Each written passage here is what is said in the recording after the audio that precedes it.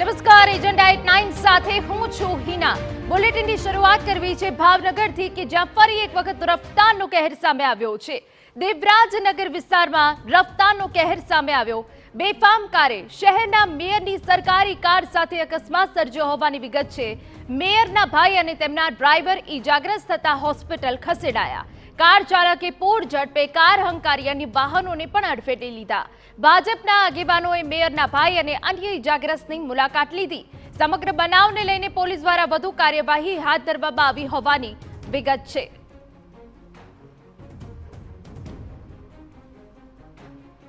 તો દેવરાજનગર વિસ્તારમાં રફતારનો કહેર સામે આવ્યો છે।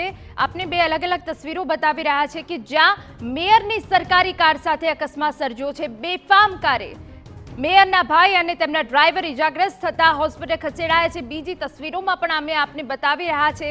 કાર ચાલકે પૂર ઝડપે કાર હંકારી અન્ય વાહનોને પણ અડફેટી લીધા, જેમાં મેયરની સરકારી કાર પણ હતી।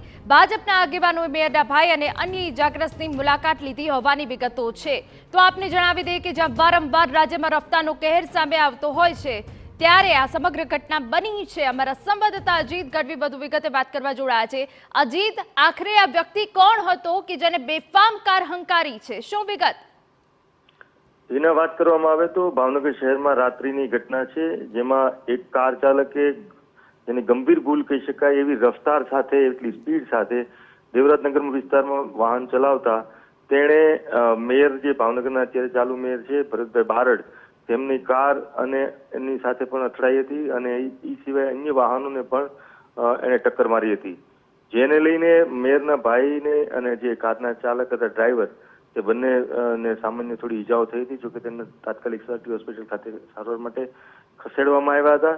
પરંતુ ભાવનગર શહેરમાં આ પ્રકારની સ્પીડમાં વાહનો ચલાવીને કોઈને નુકસાન પહોંચાડવું, આ પ્રકારની અનેક ઘટનાઓ સામે આવે છે।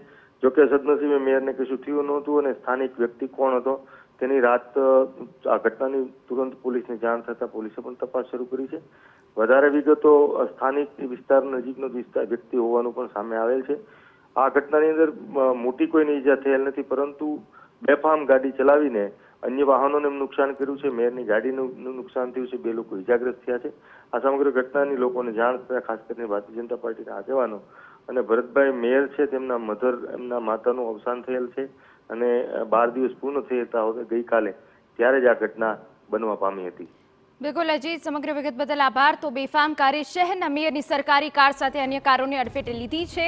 જો કે સ્થાનિક પોલીસ હવે કાર ચાલકની શોધખોળ કરી રહી છે।